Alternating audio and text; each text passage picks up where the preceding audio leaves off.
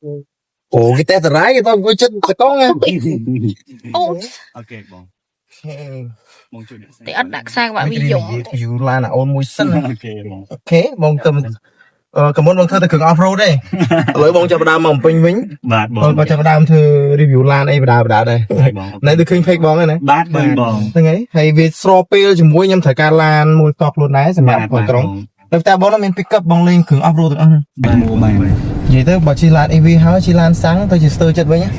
ខ្ញុំធ្លាប់ជិះអាតាកូម៉ារបស់ខ្ញុំនោះវារបៀប off road ហើយវាអាសម្រាប់អាខ្លាំងហ្នឹងណា បាទ ដល់ពេលជិះអា EV ហើយជន់ឆ្ងល់ឡានវាអត់ទៅមុខចឹងហើយវាណាថាឡាន EV ខ្សោយចប់បាត់ហើយជិះ EV ហើយបាក់ដូចចិត្តហ្នឹងអញ្ចឹងមិនពេលសួរណៃបងសួរតែ EV ទេ បាទបាទបង ហ្នឹងហើយ រថខាងយើងមានទាំង EV មានទាំង ឥឡូវយើងកំពុងជិះនេះឡានអីគេ អគ្គិសនីលេសាំងនៃបងជួ5បង Q5 ណា បាទបងជួ5 អានេះឆ្នាំវាមានឆ្នាំអីឬក៏ យើងទៅឆ្នាំ2025ចូលចូលមកហើយបង អូខេសួរដូចឆៅតិចអាហ្នឹងពេលវាចូលដល់2026លក់អត់អស់អាហ្នឹងនៅតែអាហ្នឹងដដែលឬមួយក៏គេអាប់ដេតឆ្នាំថ្មីអាហ្នឹងគឺឆ្នាំ2025 ឆ្នាំ2025ដែរបងយើង អត់ឡើង26ទេ ត26យើងយកចូល26មកហ្មងបាទបង នេះទៅជាបងនៅពេលដែលឡានយើងមកដល់ស្រុកខ្មែរភ្លាមយើងបងពុនឆ្នាំពេលនឹងភ្លាម បាទបង អញ្ចឹងស្រុកពុនគឺបញ្ជាក់នៅពេលឡានមកដល់បង យល់ហើយយល់បាន អញ្ចឹងលោក4ត្រូវតែឆ្នាំហ្នឹង ហ្នឹង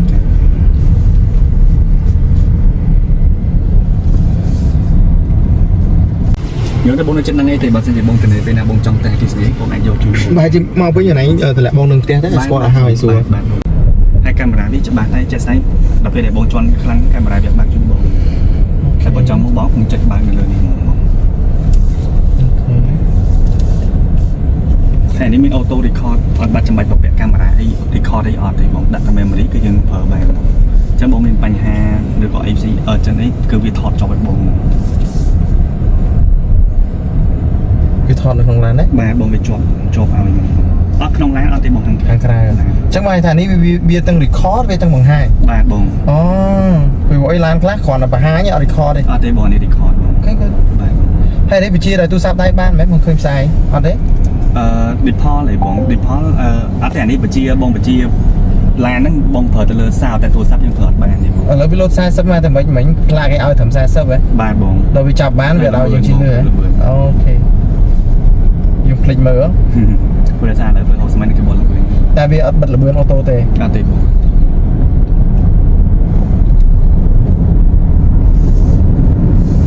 ម្នាក់គិសនីសុតហ្នឹងណា បាទបងហ្នឹងបងប្រើ EV អគ្គិសនី ពងមានលឿនទេបដូរបានទេ បានតាបងបាន វាលោតលឿនកន្លងណា បាទបង អត់មានអូតូត្រៃទេណា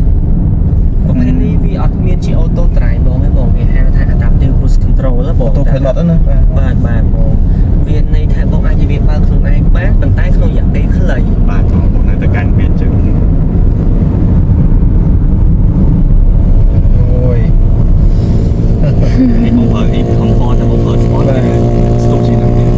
អានេះសាកដល់អបរអញ្ញាម ហើយនេះជីស្រួលបងដោយសារតែទី1យើងបន្តអារម្មណ៍ដោយសារវាមានជាប្រភេទប្រអប់លេចឹងបងវា smooth ដូចប្រភេទម៉ូតូអូតូចឹង វាប្រើសាំងតែមានប្រអប់លេខឯង អត់ប្រើដោយសារតែប្រភេទ hybrid គឺគេប្រើប្រអប់លេជាបង អញ្ចឹងមកតែប្រើម៉ូទ័រនៅក្នុងមុខវា បាទម៉ូទ័រជាមួយម៉ាស៊ីនអ្នកបើកកើតកម្លាំង តែដំបូងវាបើកបាន បាទបង អានេះឈ្មោះវា ឆាងអាន Hello ឆាងអាន ឬក៏បងឲ្យហៅ Hi ឆាងអាន Hi ឆាងអានថ្លង់សម្រាប់ពេក បងជួយសញ្ញាមីក្រូមួយគៀនចង្កូតទៅទៅបាន នេះបងអាមីក្រូឆ្វេងដៃបង នេះណា បាទបាទបង នេះនេះ How can I help you Hi ឆាងអាន open the rooftop Open the rooftop ថ្លង់សម្រាប់មិនមែន វាចាប់អត់បានស្អី Hi Chang'an How can I help you please open the sunroof កោសាំង Sunroof opening ទៅបើទាំងអស់ហើយ ដោយសារនេះហៅ sunshade អើយឡំមិញ ហើយខុសយ៉ាសូមបញ្ចូលសិន Wow មើលទឹកមុខអាម៉ាន់វារំភើប ចូលបាន មិនទៅទឹកខែនេះឈោ ឆ្លាញ់អី baby ឆ្លាញ់ទៅ បើកោតដែរចាំមើល Depal មួយទៀតសិនមើលតែនេះធំជាងដូចទលាជាង បាទបង Hi Chang'an close the sunroof រកវ៉ា Chang'an close sunroof អាពេលនេះបងមកឃើញអសពីលោតែពេលខ្លះមិនចាក់បាន How can I help you? Hi Chang'an close the sunroof The sunroof is being closed. អូខេ បងឃើញអសពីលោទៅលើហ្នឹងមកសញ្ញាថ្ងៃនេះទីទួយអីវាអត់ដល់ Wow. Thank you Chang'an Chang'an អូឯនេះអត់ចេះស្ដាប់វា Chang'an wake up me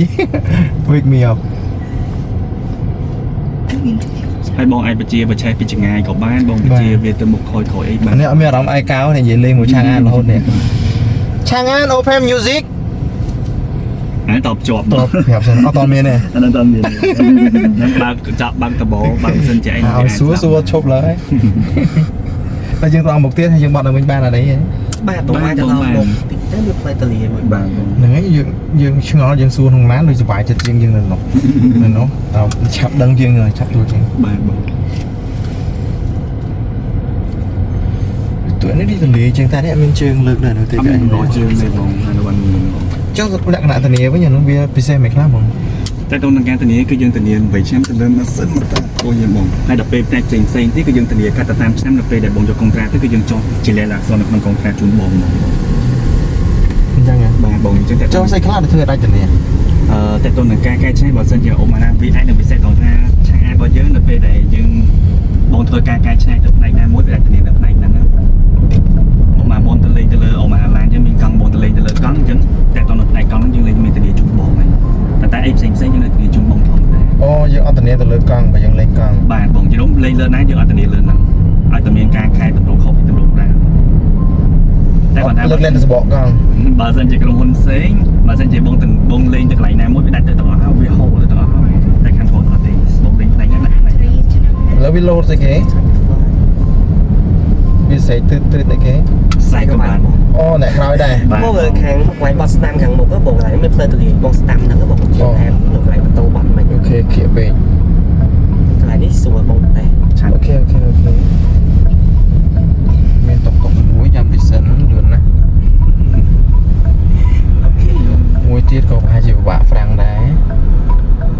អូខេគាត់ឈប់ឲ្យទៅបានឥឡូវនេះយើង EV យើងតម្លាក់ទៅមើលអីគេសិនជន់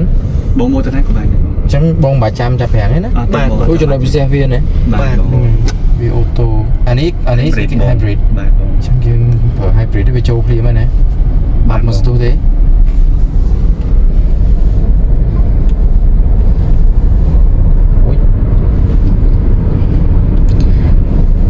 យើងមាន mode sport មួយទៀតណាបងចឹងហ្នឹងស្ទុកជាងនឹងខ្លាំង អូខេចឹងឥឡូវយើងកាច់មួយទៀតអានេះអូខេអានេះគេ HEV បង HEV អាហ្នឹងស៊ីគេ ហ្នឹងមើលប្រភេទ hybrid ទៅបង ហ្នឹងអាហ្នឹង hybrid ដែរ hybrid បងតែគាត់ថា EV បងចំពោះ EV ហ្នឹងគេហៅថា rank extend បងគឺមានថាយើងប្រើជាមួយនឹងមុខងារដាក់សាំងយើងប្រើសាំងប៉ុន្តែវាមានទូនទីបញ្ចូលថ្មវិញបង អូ បាទ ដល់ពេលអាមុខនោះអត់មានទូនាទីទេ បាទបងមានថា hybrid គឺយើងប្រើដូចពួក approach ជំនាន់មុនអញ្ចឹងបងបើសិន HEV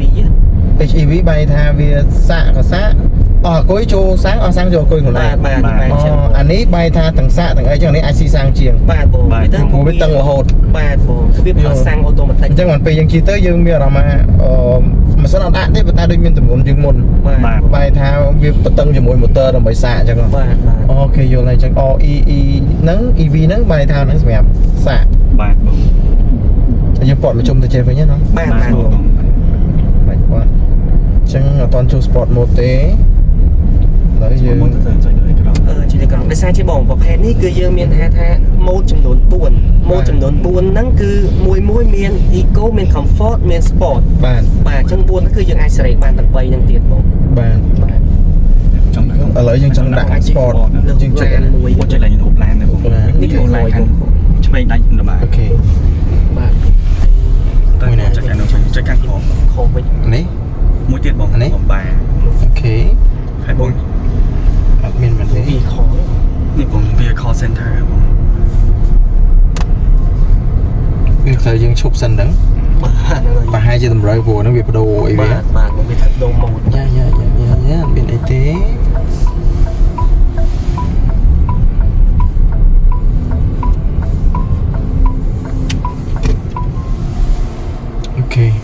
យើងដាក់ពេលសិនណា បាទ ចុះនេះបើសិនយើងពងមានលបឿនយើងក្មេងចុចឬក៏មិនអាហ្នឹង ជិះអត់ចូលទេបង នេះ បាទនេះជិះពេលខាងលើបង ពេលខាងលើយល់ហើយអានេះប្រាំងដៃទេ បាទបង យល់ហើយអូខេអញ្ចឹងឥឡូវយើង ទៅកន្លែង vehicle វាខអូខេមែនតើជប់ ចំពោះកន្លែងនេះយើងមាន driving mode ច្រើនមែនទែនបងកន្លែងខាងលើគេហៅថា power train mode ហ្នឹងអាហ្នឹងមានដូចមិញបង pure electric ហ្នឹងអាហ្នឹង EV សុទ្ធ បាទ មិនហ្នឹង hybrid ហើយ rail stand ហ្នឹង EV intelligent ហ្នឹងមានន័យថា IEM ដែលវាឆ្លាស់ចុះឆ្លាស់ឡើងជាមួយ EV ហ៎បង បាទ បាទហើយលើពីហ្នឹងយើងមានជាមួយនឹង smart stand មួយទៀតដែលយើងមានតួនាទីដូចជាបងអាចចូលកន្លែង smart ស្មា នេះបងជួអសហ្នឹងឯងបង នេះ បាទបាត់ផងច្រើនណាស់ អូខេ បាទបង អញ្ចឹងនៅក្នុង smart stand ហ្នឹងវាមាន long distance mountain emergency និង park charging ទៀត អូខេនេះ park checking បាទ បាទបង park checking មិនទេ មានន័យថាបងថ្មបងអស់ប៉ុន្តែបងចង់បញ្ឆេះម៉ាស៊ីននៃសាកថ្មក៏បានដែរ អូ ដូចម៉ាស៊ីនភ្លើងធ្វើដូចម៉ាស៊ីន អូនេះស្រួលជាង EV សុទ្ធអញ្ចឹង បាទបងបាទ វាមានជំរឿសច្រើនសម្រាប់សុខខ្មែរអញ្ចឹងប្រហែលជាស្រួលជាង ហើយដូចបងត្រូវឡើងភ្នំអីបងយកកន្លែងហ្នឹងក៏បានដែរ អាកន្លែងណា park checking ហ្នឹង ដូច smart អូ mountain យោនៅក្នុងកន្លែង smart stand ហ្នឹងគេអញ្ចឹងវាយល់អូតូហ្មង បាទបង អូខេដល់ពេល emergency អីគេហ្នឹង ហ្នឹងដូចបងត្រូវការកម្លាំង អូវាល្អលឬក៏អីចៃដន្យហ្នឹង បាទបង អូ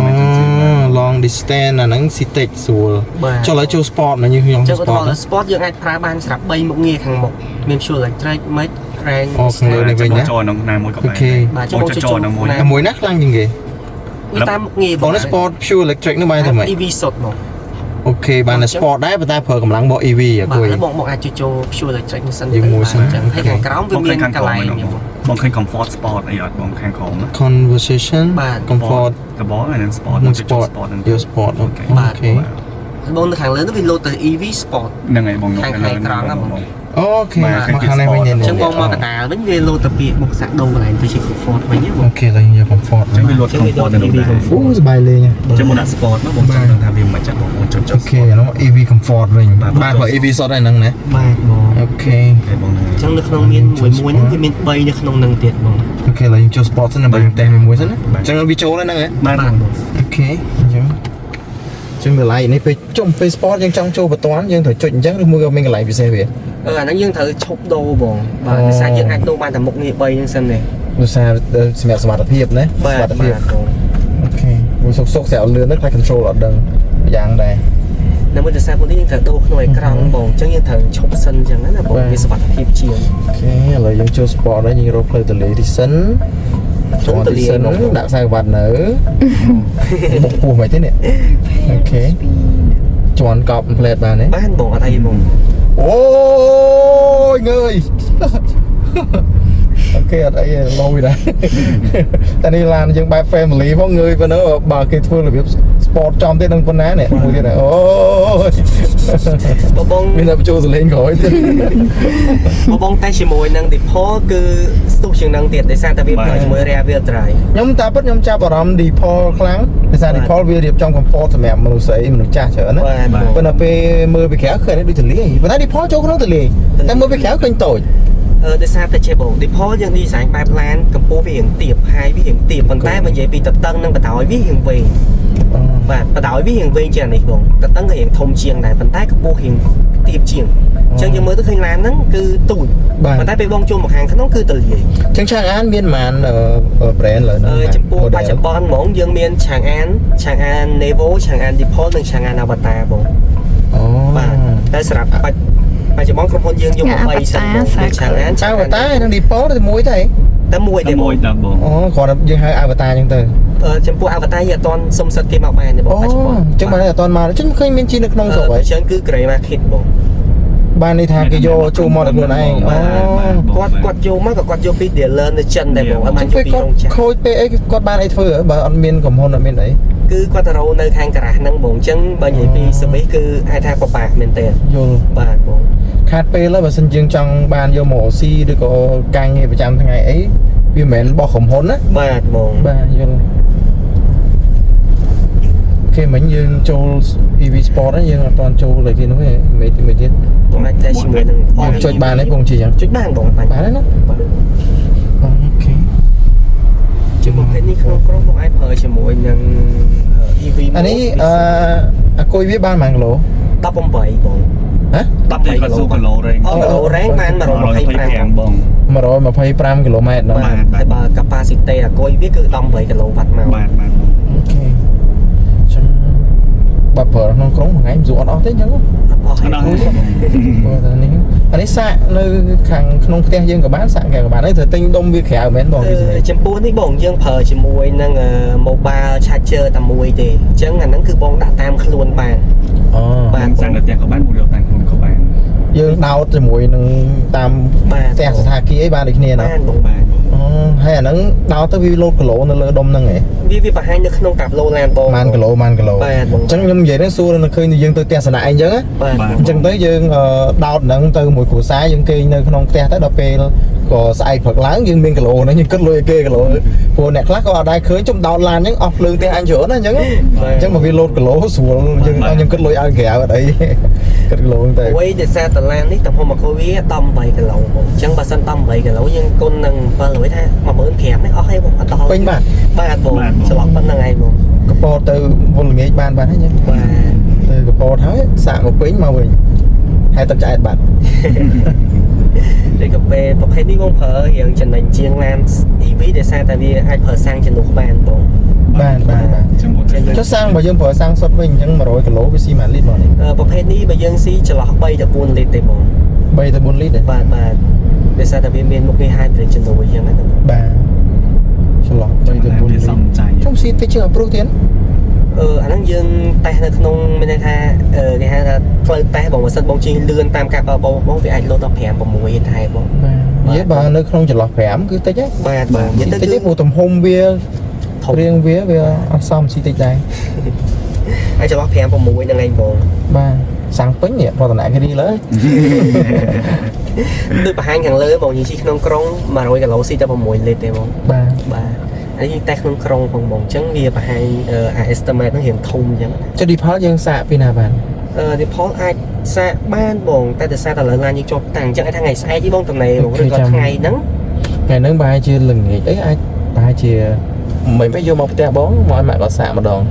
លងាយបែរមកមិនដែរបង ចាំមើលចាក់ស្ដាយខ្ញុំតាក់ទងនេះតាមហ្នឹងអញ្ចឹងឥឡូវជូនមកទៅផ្ទះសិន បាទបងបាទជើង មានអាវ៉ាន់នេះនោះអត់មានណាមានអូខេ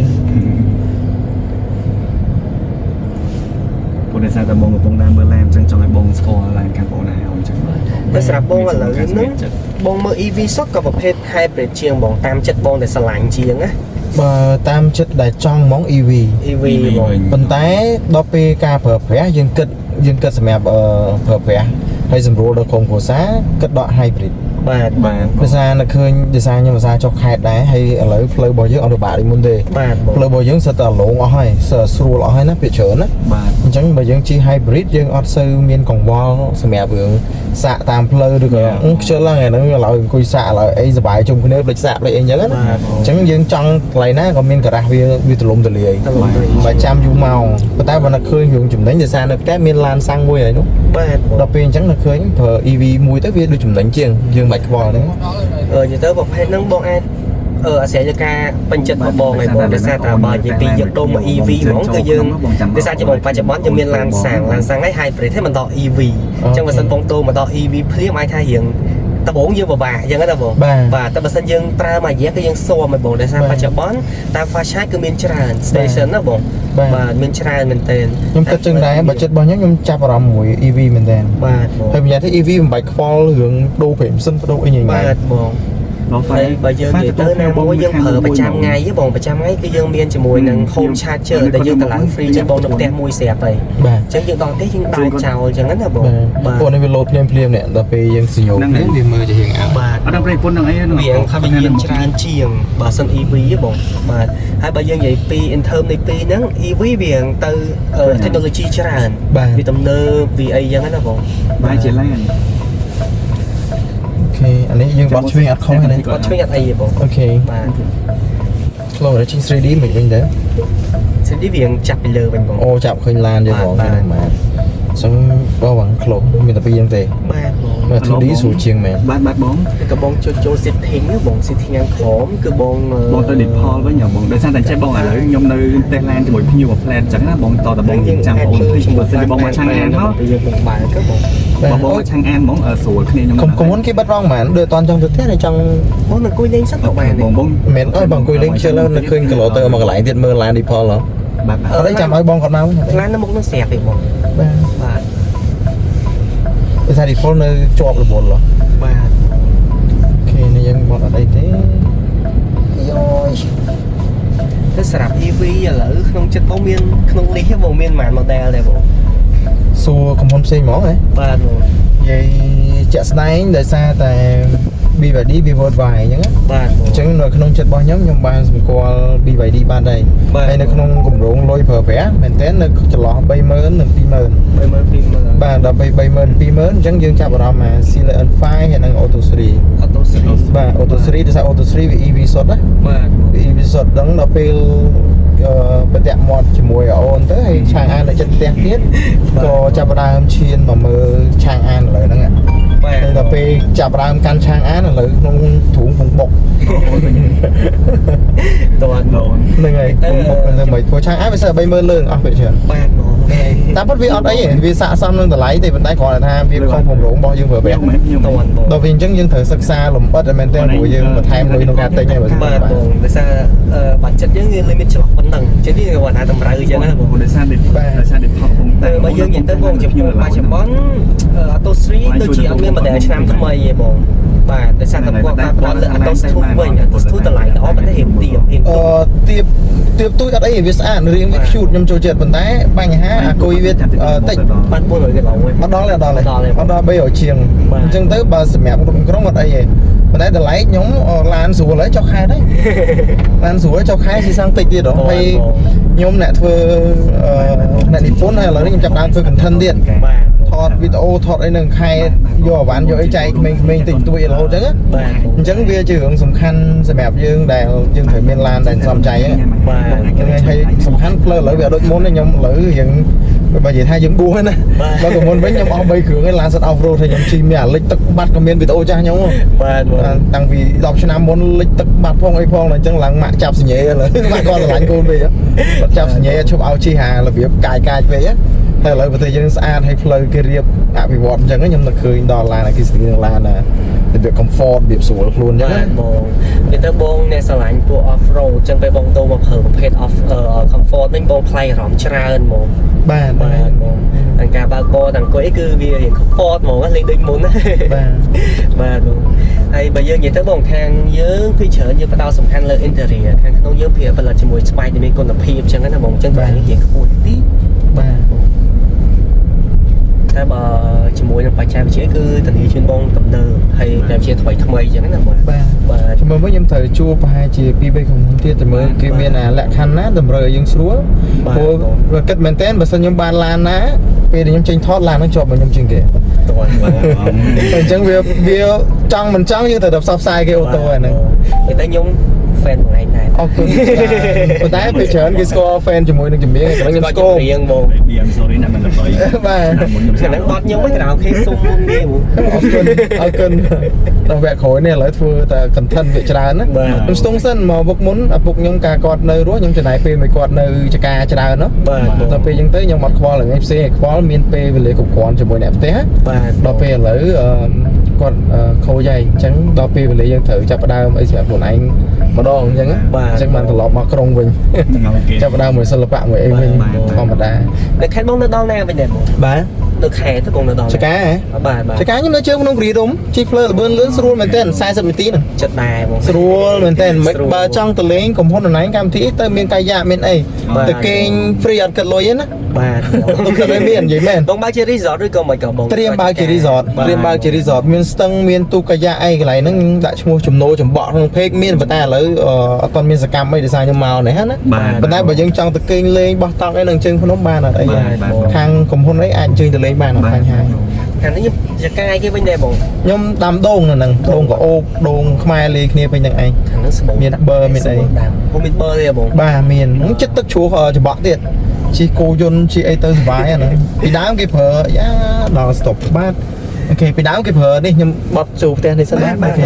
chẳng bị đám cái phở cô à tia và tay đập pe khỏi máu bọt tia đừng xẻo với cô sẽ lạnh sạt đó បាទបង